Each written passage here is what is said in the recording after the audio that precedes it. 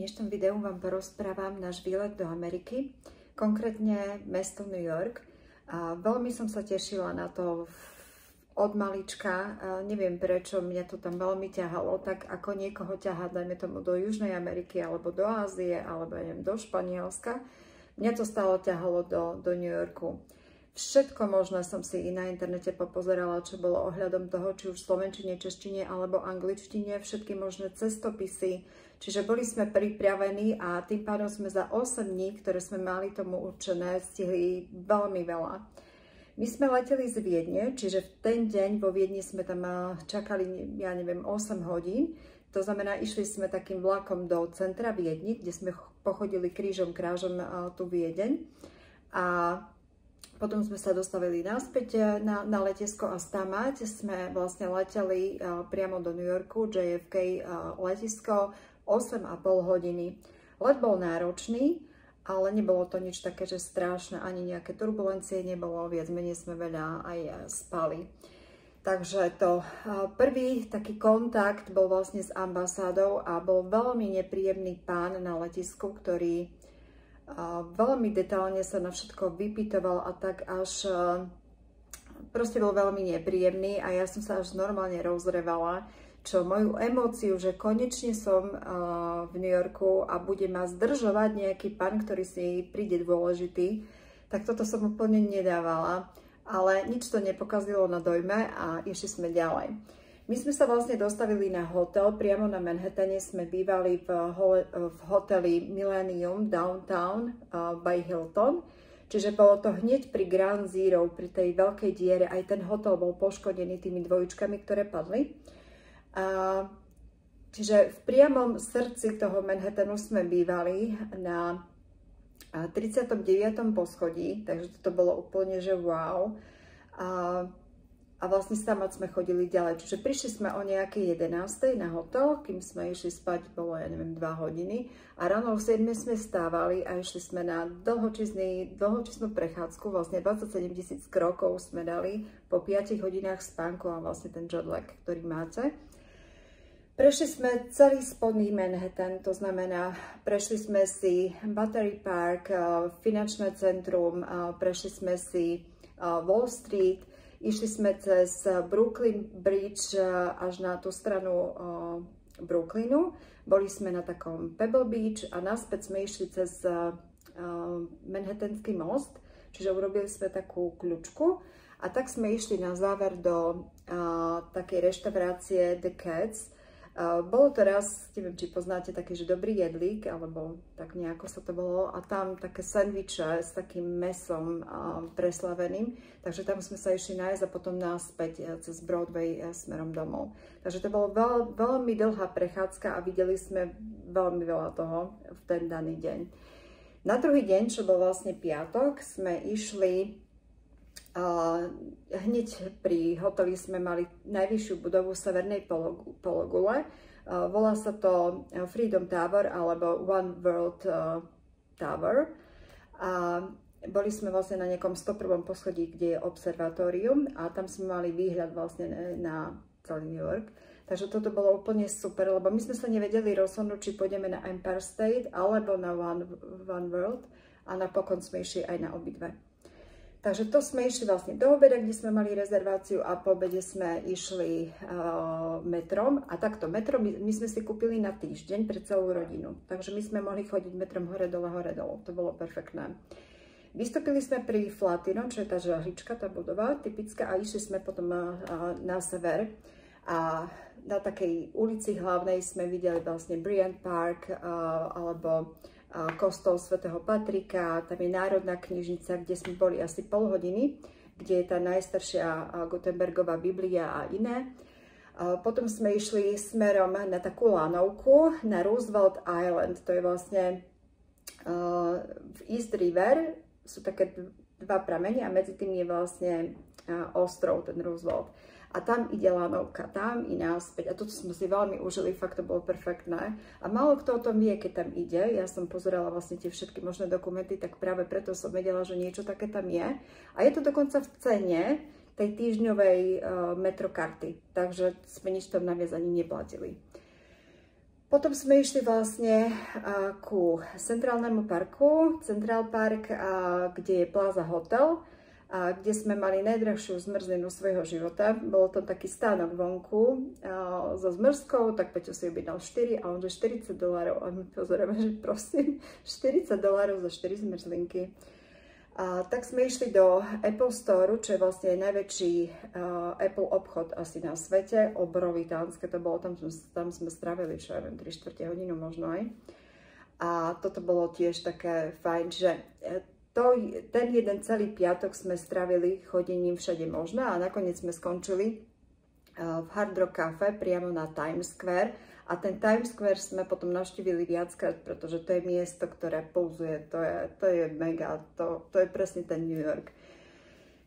A tak sme vlastne s metrom išli domov. Ďalší deň, sobota, sme mali vyhradené na múzea, čiže išli sme do prírodovedeckého múzea, kde sme boli asi 3 hodiny. A tak sme išli do Met múzea alebo galérie, to sú tie všelijaké maľby a sochy a tam sme strávili tiež nejaké 3 hodiny. A to bolo tiež také zaujímavé, pretože nie len, že tam boli vystavené tie také fakt nádherné obrazy, jedinečné, ale aj také, že o ničom. Ale proste ten obraz stojí, dajme tomu 100 miliónov a to možno aj ja by som také nakreslila, hej. Takže toto sme sa tam aj celkom nasmiali a tak sme si prešli vlastne Central Park, vlastne od polovice, od nejakej 80. ulice smerom ku 60. To znamená, tú južnú časť Central Parku sme si prechodili celú a toto bolo akože mega. To bol zážitok. Už len keby ten jeden deň som bola v New Yorku, tak som nadšená a nie toto ostatné. A večer sme išli do takej pivárne, myslím, že Yard Brewery sa to volalo, pretože Peťo chcela vidieť niečo také typický pub, ten americký štýl, takže tam sme boli a nakoniec sme zase skončili na Times Square a potom sme už išli domov v noci. Ďalší deň to bola nedeľa, bolo strašne horúco, bolo nejakých 32 stupňov a my sme akurát mali rezervované loď okolo Manhattanu, to znamená, že 2,5 hodinová jazda okolo Manhattanu až hore ku Bronxu a Harlemu, takže videli sme nie len ten taký typický Manhattan, ale videli sme aj tie iné časti toho New Yorku. A toto bolo úplne perfektné. My sme si zarezervovali miesto vo vnútri, aby na nás nepalilo slnko, ale tak či tak sme išli vonku, aby sme mali lepšie fotky, aby sme lepšie všetko videli. Takže to bolo 2,5 hodiny, celkom nás tam aj spieklo. A tak sme vlastne vystúpili a išli sme na také High Line, sa to volá. To je vlastne bývalá železnica, ktorá je prerobená na takú prechádzku, neviem koľko kilometrovú a medzi vlastne budovy idete a bolo to veľmi fajn. Išli sme okolo Chelsea Marketu až ku apartmánu priateľov, to je akože fejkový apartmán, to je len zvonku, nenatáčalo sa to tam, ale kopu ľudí tam chodí sa fotiť kvôli tomu a boli sme tam aj my. Čo sa ale v ten deň prihodilo, už keď sme sa blížili k tej časti dole, tak sme videli takých podivných ľudí dookola a vôbec nám neťuklo, že práve v ten deň je Pride v New Yorku, to znamená z celej Ameriky, alebo neviem, v ktorej časti sa tam stretlo 10 000 homosexuálov a iných. Ale mne ako homosexuálovia nevadia, pokiaľ nie sú takí extravagantní, ale tam boli práve, že na takýchto kopitách holí ľudia alebo polonahí. Deti len tak pozerali a my tradičná rodinka v tom dave, to si neviete ani predstaviť, sama marihuana všade bola, ako vo vzduchu. A my typická rodinka sme sa predierali okolo, potom nám aj jedna policajtka tak pomáhala ísť, lebo videli, že tam sme sa ocitli viac menej náhodou. A vlastne z tej masy sme potom išli pre istotu niekde hore a išli sme ku Madison Square Garden a Penn Station. Tam sme boli, dajme tomu, nejaké 2 hodinky. A tak sme išli do Tompkins Park, čo je vlastne tiež súčasťou Smrtonosná pasca 3. Neviem, či to poznáte, ale to je celé o New Yorku. A my sme chodili po stopách, tam, kde sa to vlastne natáčalo niektoré časti a sme skúmali, či je to tak, či nie je tak. To isté bolo na Wall Street. Takže to bol taký zaujímavý deň a takisto sme potom skončili na Times Square. No, takže to bolo tá nedeľa. A v pondelok sme mali rezervovaný double decker, to znamená ten dvojposchodový autobus, ktorý chodí vlastne po niekoľkých trasách po meste, ale pršalo nám, až lialo. To bolo akože tak lialo, že ja som normálne mala zachvaty smiechu, pretože mi bolo až vtipné, čo už urobíte. Sedíte v tom autobuse hore a na vás leje, ako mali sme pláštenky, ale tak to, no.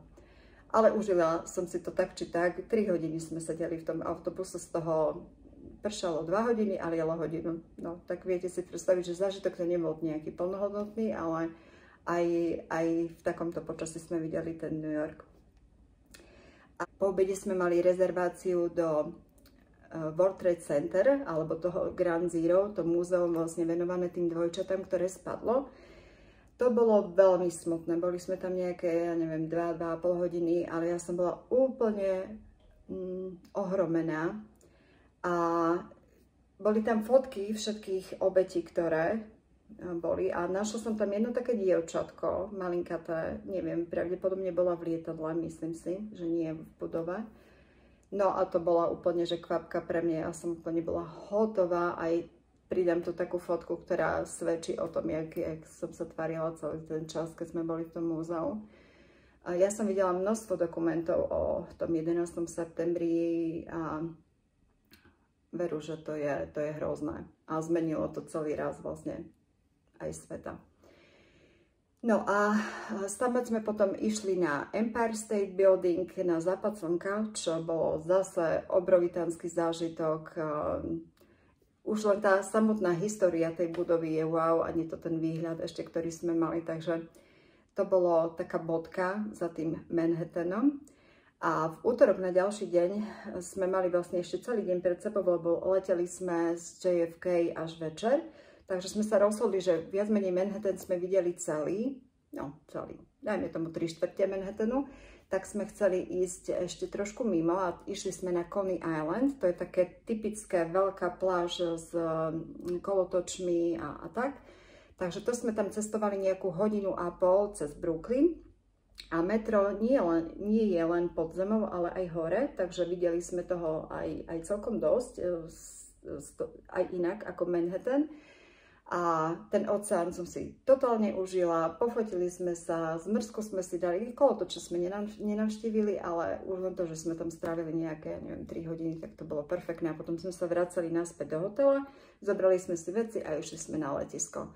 Len naspäť bol trošku náročnejší, lebo 2 také dvojčatá tam strašne revali, ale že strašne. Tak toto bolo také celkom o ničom. Ale pristali sme vlastne vo Viedni a my sme vlastne mali zase času nejaký viac ako pol deň, tak sme išli do Pandorfu, to som hovorila aj v minulom videu, že to je taký outlet nedaleko Viedne a tam sme strávili, ja neviem, 3 hodiny zase nakupovaním a potom sme sa vracali na letisko a z letiska sme išli vlastne z Viedne do Košíc a potom domov. Takže ten New York bol moja totálna srdcovka a ako vedela by som tam stráviť aj mesiac, ale aj tých 8 dní sme mali tak vyskladaných, že sme strašne toho veľa stihli a som veľmi rada za to. Čo sa týka Ameriky, tak ja mať peniaze, tak určite by som chcela ísť do Las Vegas, Los Angeles, San Francisco, Seattle, Chicago, Florida, Miami, proste ja by som vedela. Ale tak možno, že to zostane len s nami, uvidíme, čo sa podarí. Ale tak zatiaľ som rada, že ten New York som navštívila, lebo mi to veľmi veľa dalo. Takže tak, pekný deň, majte sa.